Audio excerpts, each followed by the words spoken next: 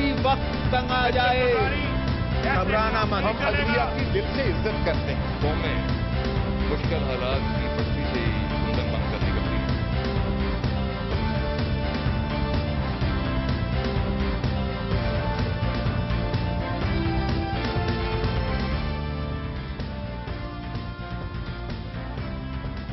अब पाकिस्तानियों के लिए पासपोर्ट का हुसूल वबाले जान बन गया है। आम पाकिस्तानी को नया पासपोर्ट हासिल करने के लिए हफ्तों बल्कि महीनों इंतजार करना पड़ रहा है। हुकूमत इस मामले में भी बेबस नजर आती है। 2013 के आम इंतखाबात में यानी कि अब से तकरीबन 6 माह बाद क्या MQM अपना वोट बैंक संभाल पाएगी? क्या MQM मतलूबा नशिस्तें हासिल कर पाएगी? उसके चैलेंजेस क्या हैं और उसकी तैयारियां क्या हैं? मुत्तहिदा कौमी मूवमेंट के राब्ता कमेटी के रुकन सेनेटर मुस्तफा कमाल से एक गर्मा गर्म इंटरव्यू आप आज के प्रोग्राम में देखेंगे। वजीरिस्तान में तालिबान हमला हुआ है, लेकिन आज ये बहुत ही अहम वाकया है कि तालिबान का तालिबान पर खुदकुश हमला हुआ है और 7 हलाकतें हो गई हैं। कराची में निस्बतन अमन के बाद आज टारगेट किलिंग लौटी। आज MQM हकीकी के 3 कारकुनों को गोलियां मार के हलाक किया गया है। दिन भर की अहम तरीन खबरों, तबसरों और तज्जियों के साथ आप देख रहे हैं प्रोग्राम आज कामरान खान के साथ। अस्सलाम वालेकुम, मैं हूं कामरान खान। पाकिस्तानियों के लिए CNG का मसला हो, बिजली का मसला हो, रोजगार का मसला हो, अमन आमा का मसला हो, सिक्योरिटी सेफ्टी का मसला हो, ये आम बात बन गई है। इन मसाइल में एक नया मसला शामिल हो गया है और कई महीनों से शामिल है। पाकिस्तान में पासपोर्ट का इजरा, नए पासपोर्ट का इजरा शदीद ताअत्तुल का शिकार है। हुकूमती महकमा यानी कि पासपोर्ट का महकमा जो दरअसल हर साल 14 अरब रुपए इस पासपोर्ट के इजरा से कमाता है, क्योंकि पाकिस्तानी मुफ्त में पासपोर्ट हासिल नहीं करते, खातिर ख्वाह रकम देते हैं। लेकिन यही महकमा अब इस वक्त बैंकरप्ट नजर आता है और इसकी वजह से मुल्क में पासपोर्ट का इजरा मुअत्तली का शिकार है। एक आम पाकिस्तानी को नए पासपोर्ट के लिए अब हफ्तों नहीं महीनों इंतजार करना पड़ रहा है।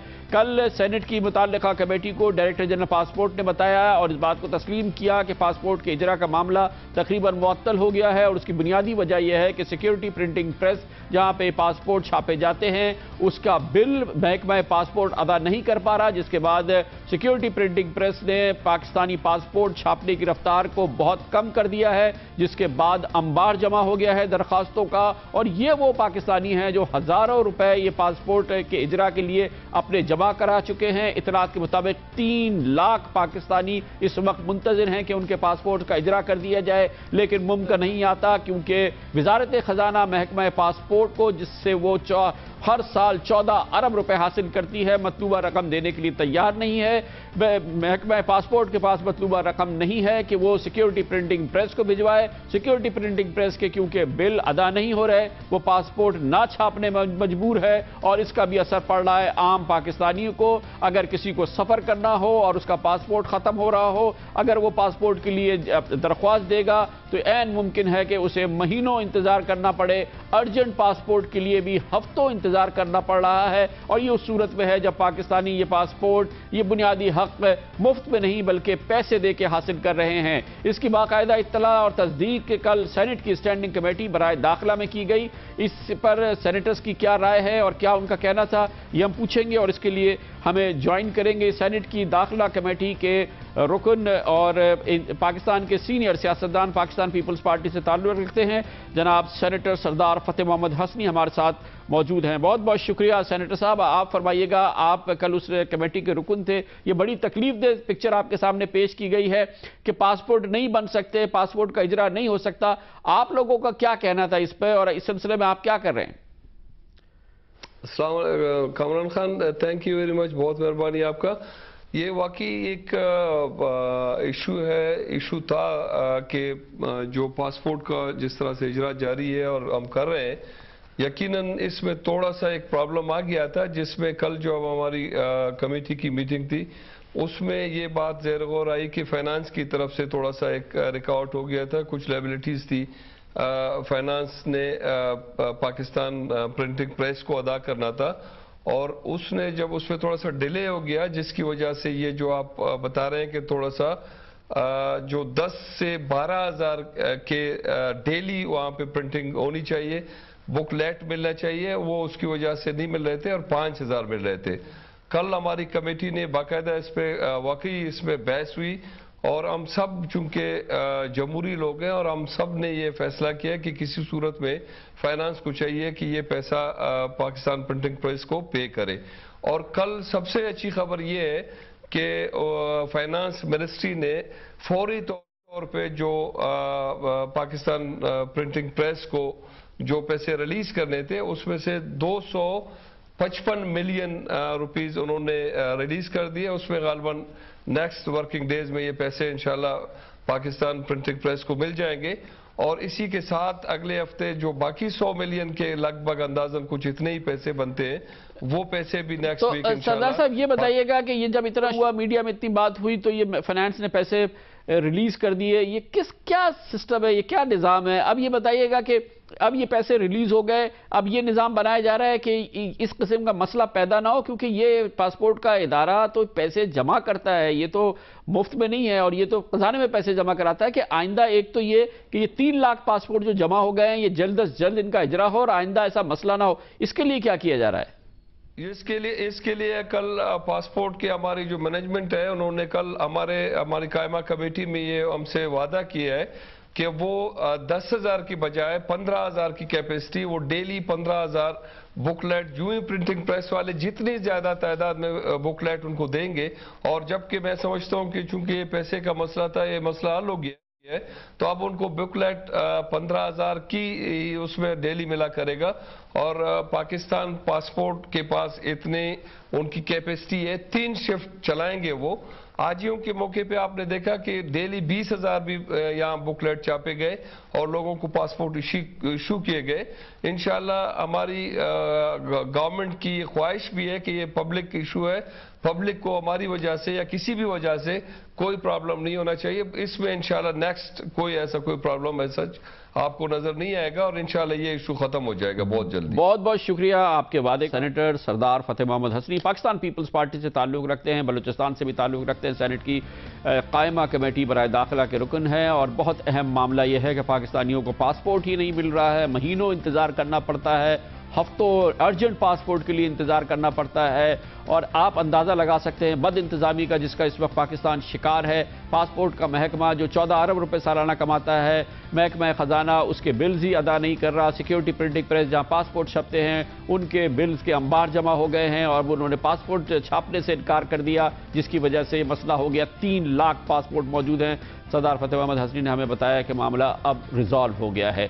शहरी इस बात की गवाही देंगे। आइंदा चल के लेते हैं कमर्शियल ब्रेक और उसके बाद जिक्र होगा 2013 के इंतखाबात, यानी 6 माह बाद आपने किस जमात को वोट देना है। पाकिस्तान की बड़ी सियासी जमातों का प्रोग्राम आपके सामने रख रहे हैं और आज होगी मुत्तहिदा कौमी मूवमेंट की बारी। सैयद मुस्तफ़ा कमाल हमारे साथ होंगे, मुत्तहिदा कौमी मूवमेंट के अज़ाइम, प्लान्स, हिकमत अमली का जायजा हमारे साथ शेयर करेंगे और आपके साथ भी कमर्शियल ब्रेक के बाद।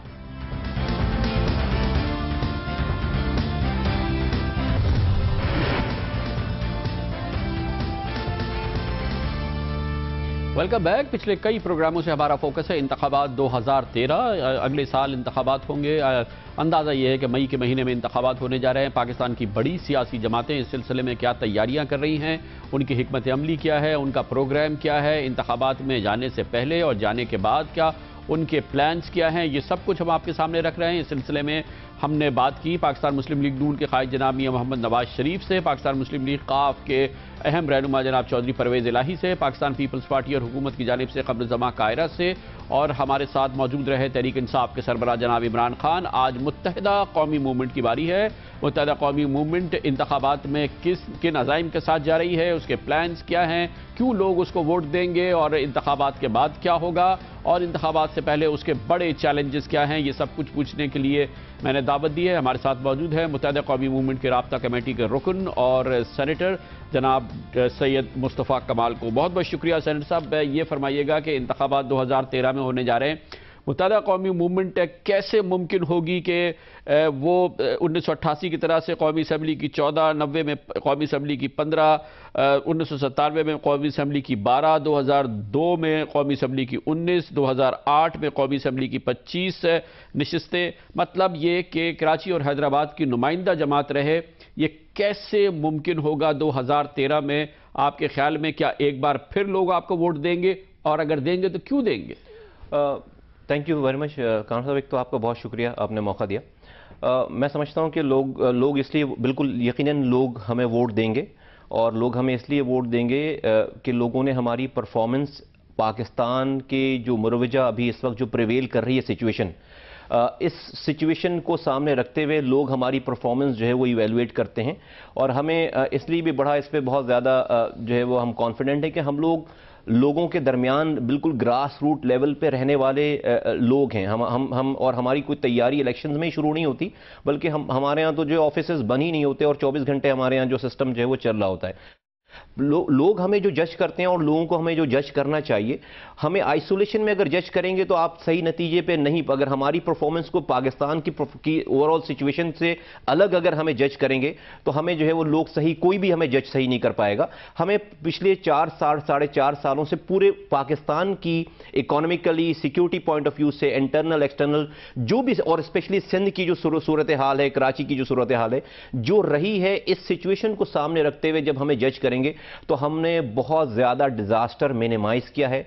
हमने हमारे पास हिस्ट्री है, जब हमें स्पेस मिला, जब हमें मौका मिला, जरा सी भी हमें स्पेस मिली, तो हमारे पास 2002 से 2008 का जो कारनामा है कि कराची, हैदराबाद और अर्बन सेंटर्स में जहां जहां पे लोगों ने हमें वोट दिया, वहां पर हमने तारीख की जो है वो सबसे ज्यादा और रिकॉर्ड हमने तरक्की की है। डेफिनेटली हमें अभी वो स्पेस नहीं है इस गवर्नमेंट में हमारे पास। इस वक्त तो आप इलेक्शन में जाएंगे 2008 और 2013 की कारकर्दगी की बुनियाद पे, पिछले 5 साल की कारकर्दगी की बुनियाद पर आप आवाम को क्या याद दिलाएंगे? 2002 से 2008 तो यकीनी अनमिट नकूश हैं, मगर असल परफॉर्मेंस तो आपकी 2008 से 2013 के दरमियान देखा जो लोग हमें जो लोग जज करते हैं और जो लोग हमें जज करेंगे, वो मैंने जैसे अर्ज की कि पाकिस्तान की जो ओवरऑल सिचुएशन है, उस सिचुएशन को, जो माहौल है पाकिस्तान का 2002 से 2008 तक के माहौल में और आज के माहौल में बहुत फर्क है। तो आज का जो स्पेस है, जो माहौल है, जितना हमें स्पेस दिया गया है, हमें लोग उसी स्पेस से ही देखें, आज के उसी स्पेस में ही जज करेंगे। आज हम ड्राइविंग सीट पे नहीं है, आज इस वक्त शहर में सूबे में वजारत दाखिला हमारे पास नहीं है, आज हमारे पास गवर्नमेंट में वो शेयर नहीं है जो हमारे पास होता था। तो जितनी भी स्पेस है, गवर्नर जितना मिनिमाइज कर सकते हैं चीजों को, हमारे मिनिस्टर्स जो अपनी फील्ड में जो भी काम कर सकते हैं नए, ठीक है, अब जाकर चौथे साल जाकर कुछ प्रोजेक्ट्स जो है वो ग्राउंड्स पर आ रहे हैं। डेफिनेटली जो इलेक्टेड लोकल गवर्नमेंट नहीं है, इलेक्टेड जो है वो हमारे पास बल्दियात की मिनिस्टर है, तो उस वजह से भी जो है वो सिचुएशन जो है, तो मैं सब यही अर्ज कर रहा हूं कि लोगों के पास हमें जज करने का, ये देखना होगा ना कि 2008 से 2013 के दरमियान आपने ये बात कही कि बड़े मंसूबे सामने नहीं आए, बल्कि मैंने तो ये देखा है कि शायद कोई भी एक मंसूबा जो इस दौरान शुरू हुआ हो और ख़त्म हुआ हो वो कोई भी सामने नहीं आया। लेकिन लोगों की ज़िंदगियां बहुत ज़्यादा इस दौरान परेशान हो गई हैं, कारोबार करना कराची में मुश्किल हो गया है, कारोबारी हजरात के लिए भत्ताखोरी के प्रॉब्लम्स, लाकानूनियत के प्रॉब्लम, अगवा के प्रॉब्लम, ये जो मसाइल हैं वो तो और ज्यादा गंभीर हुए हैं। कोई उनके लिए सुकून या राहत का सामान तो हुआ नहीं है। 2008 से पहले यही कराची था, ये बेहतर हुआ करता था। 2008 के बाद इस कराची के अंदर जिसकी आप नुमाइंदगी करते हैं, वहां पे लोगों का, अच्छे खासे लोगों का रहना नामुमकिन हो गया है। इसका जवाब कैसे देंगे? इसके दो जवाब हैं। एक तो इसके दो जवाब हैं, मैं इसके दो पहलू से इसके ऊपर बात करूंगा। एक तो ये है कि अगर हमारे पास दूसरा ऑप्शन क्या था, अगर हम साथ हुकूमत के नहीं होते, या हमारे पास तो देखें एक माहौल, हम आइसोलेशन में इसको देखेंगे तो हम किसी नतीजे, आप 2008 का वो टाइम याद करेंगे जब पूरे पाकिस्तान की तमाम पॉलिटिकल पार्टीज, स्पेशली जो आज और पंजाब में भी PMLN जो बड़ी पार्टीज, और ANP पीपल्स पार्टी और PMLN और जुडिशरी, आपकी सिविल सोसाइटी और मीडिया, ये चैंपियंस थे उस वक्त के कि डेमोक्रेसी जो है वो हम लेकर आए हैं, कि आप आप सब ये क्लेम कर रहे थे कि भाई उस वक्त हमने जो है वो एक डिक्टेटर को हमने यहाँ से उनकी हुकूमत खत्म की है, मुशर्रफ साहब की जो हुकूमत खत्म की और हम डेमोक्रेसी लेकर आए। अब हम उस डेमोक्रेटिक जो कि पूरा पाकिस्तान क्लेम कर रहा था और हम उस डेमोक्रेटिक प्रोसेस का हिस्सा बने, हमने जब जब आवाज उठाई है सही चीज पर, आपको पता है हम हुकूमत से बाहर भी आए कई दफा, तो जब जब भी हमने ये आवाज उठाई, हमने ये अमल किया है, यही आवाज आई कि भाई आप इस डेमोक्रेटिक प्रोसेस को डीरेल कर रहे हैं। हमें जब भी मैं कह रहा हूं कि अगर आप आइसोलेशन में सिर्फ हमारी परफॉर्मेंस देखेंगे तो हम तो इसी मुल्क में ही ऑपरेट कर रहे हैं ना, जो मुल्क के हालात होंगे वो हमारी परफॉर्मेंस के हालात होंगे। तो आप उसको जो है वो एक तो ये है, तो हमें पूरे पाकिस्तान उस वक्त अगर हम गवर्नमेंट में नहीं रहते, नंबर वन। नंबर टू, ये हिस्ट्री है पीपल्स पार्टी के साथ गवर्नमेंट में हमारी ये हिस्ट्री है जो कि इस दफा रिपीट नहीं हुई है कि जब जब पीपल्स पार्टी इक़्तिदार में आई है और अगर हम ओपोजिशन में गए हैं और जब जब जो है वो सारा सिलसिला रहा है, तो there has been different divide between rural Sindh and urban Sindh, और सिंधी स्पीकिंग सिंधीज में और उर्दू बोलने वाले सिंधियों में एक बहुत बड़ा क्लैश रहा है, बहुत बड़ा गैप था। इस गैप को अल्ताफ भाई ने 20 सालों से जिद्दोजहद करके हमने इस गैप को बड़ा मिनिमाइज किया है। अगर हम ओपोजिशन में जाकर बैठते दोबारा और जिस तरह का जो है वो सिनेरियो डेवलप हो रहा था, आपने देखा है यहाँ पे कि गर्दनें काटी गई हैं लोगों को शनाख्ती कार्ड देकर उतारा गया है। बनारस पे बस से उतारकर 17 लोगों को जो है वो गोलियों का निशाना बना दिया गया आईडी कार्ड देखकर।